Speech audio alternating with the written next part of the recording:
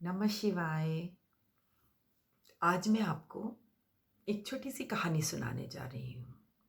रेनू ने एक पुत्री को जन्म दिया। वो बहुत खुश थी। परिवार भी बहुत खुश था। सास ने कहा, बेटी और दामाद को बुलाना पड़ेगा। रेनू ने कहा, हाँ माँ, उनका स्वागत है। सास ने कहा कि बेटा ध्यान रखना, दामाद जी के हमारे ऊपर बहुत एहसान है, स्वागत में कोई कमी ना रह जाए।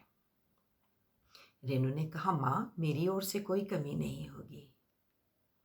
बेटी आई, दामाद भी आए, उनके बच्चे भी आ गए। दिन गुजरे, हफ्ते गुजरे, खूब स्वागत का खेल चलता रहा। रेनू इतनी बिजी हो गई कि वो अपनी पुत्री को इग्नोर कर गई और कब इस प्रक्रिया में उसकी पुत्री बीमार हो गई ये उसे पता ही नहीं चला। और जब उसे पता चला तो उसने एक दिन यूं ही दीदी से कह दिया कि दीदी आज आप घूमने मत जाइए, और जाना है तो दोनों बच्चों को साथ लेके जाइए ताकि मैं थोड़ी देर अपनी पुत्री के साथ बिता सकूं। माँ को तो बुरा लग गया ये बात। माँ ने कहा, रहने दो बेटा, तुम जाओ। अभी मैं इतनी बूढ़ी नहीं हुई हूं कि मैं छोटे बच्चों का ख्याल ना रख सकूं। नंद रानी को समझ में नहीं आया, वो घूमने चली गई।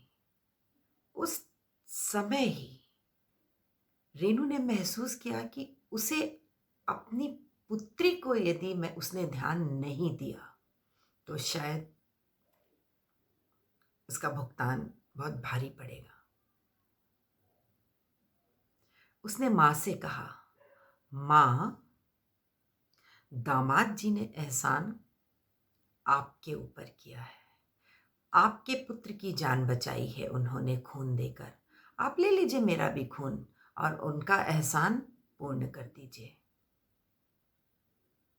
माँ के पास कोई जवाब नहीं था इस बात का। सीधा मतलब है, यदि हम किसी से एहसान लेते हैं तो उस एहसान को स्वयं हमें चुकाना पड़ता है, ना कि हमारे बच्चों को।